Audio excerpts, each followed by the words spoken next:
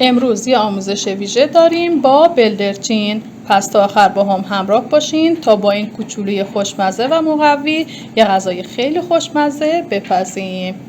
لایک و کامنت فراموشتون نشه.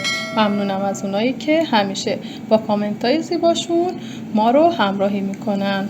تا آخر با هم همراه باشین با آموزش یه غذای ویژه و خوشمزه با بلدرچین.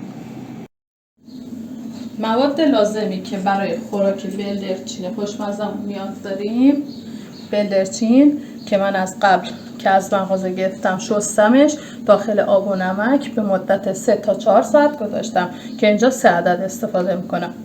پیاز 1 عدد متوسط، هویج 1 عدد متوسط که قابل حصره ولی اگه بریزین بوی بلدرچین رو کم میکنه. و اینکه آب و نمک هم کمک میکنه تا بوی زخم بلدرچینتون کم بشه. رب گوجه 1 قاشق غذاخوری، نمک، فلفل و زردچوبه به میزان لازم، آب پیاز 3 قاشق غذاخوری، ترکیب آب و زعفران نصف پیمانه، روغن حدود 4 قاشق غذاخوری. بلدرچینا رو وقتی از مغازه گرفتین بعد از اینکه شستین داخل یک کم آب و نمک بذارین تا کاملا بوی زخمش گرفته بشه و به این ترتیب بلدرچیناتون هم مزه دار میشه.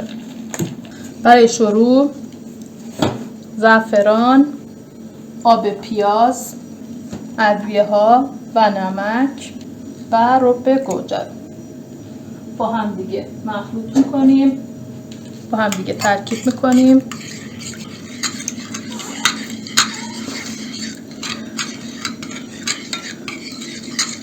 وقتی موادمون یه دست شد بلدرچینا رو داخل این سس میذاریم و کامل آغشتش میکنیم و حدود 2 ساعت بهش استراحت میدیم.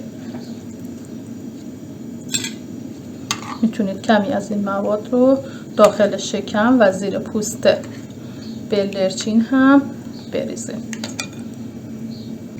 موادتون رو کامل، بلدرچیناتون رو کامل که به سس آغشته کردین بذارین حدود 2 تا 3 ساعت تا مزه دار بشه. من بلدرچینای آمادم و حدود 3 ساعت میذارم داخل یخچال.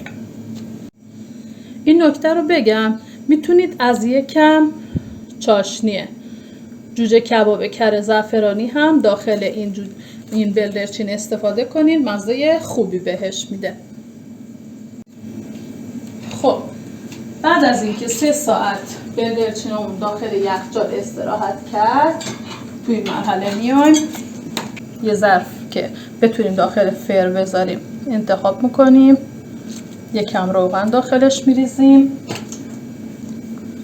هویج و پیاز.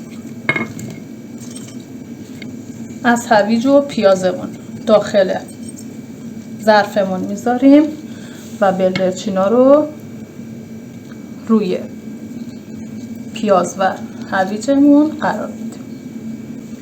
بعد اون از سوسی که داریم روی بلدرچینامون میریزیم. یه مقدار از سس رو هم میذاریم تا اواسط پخت روی بلدرچینامون بریزیم.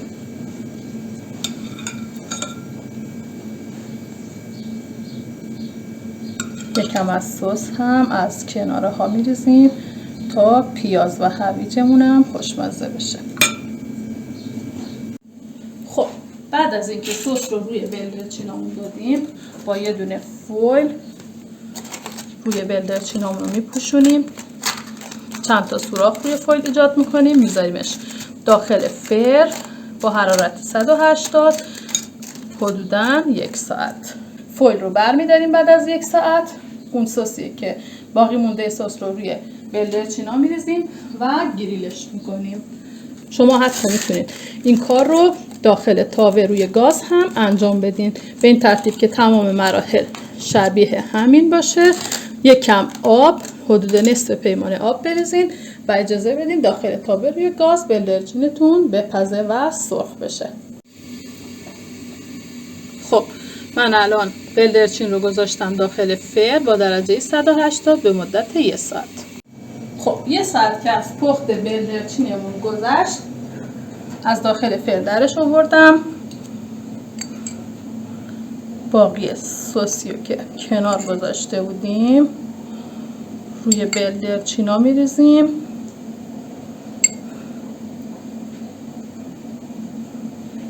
همونطور که گفتم میتونید داخل قابلمه یا مایتابه روی گاز هم این بلدرچینای خوشمزه رو بپزین. خب یه مقدار هم کره روی بلدرچینا میذارم و بعد میذارمشون داخل فر تا گریل بشن. الان بلدرچینای من پخته هستن و فقط میخوام برشته بشن.